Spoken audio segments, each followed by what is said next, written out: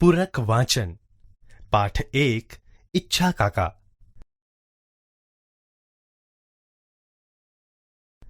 ઈચ્છા કાકા એ હાસ્ય વાર્તા છે જેના લેખક છે શ્રી ચુનીલાલ કાળીદાસ મડિયા. તેમનો જન્મ ઈસવીસન 1922માં રાજકોટ જિલ્લામાં આવેલા ધોરાજી ગામમાં થયો હતો. તેમનું મૃત્યુ ઈસવીસન 1968માં થયું હતું. તેઓ નવલકથાકાર, નવલિકાકાર, નાટ્યકાર, વિવેચક અને કવિ તરીકે જાણીતા હતા.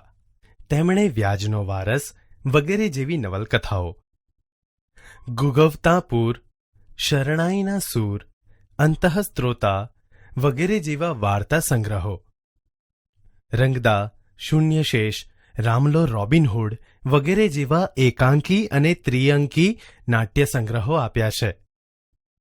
તેમની સાહિત્ય સેવાને કારણે તેઓ 1957માં રણજીત રામ સુવર્ણચંદ્રક તથા રંગદા નાટ્ય સંગ્રહ માટે 1947માં ને 1951માં નર્મદ સુવર્ણચંદ્રક જેવા પુરસ્કારોથી તેઓ સાહિત્ય જગતમાં સન્માનિત થયા છે.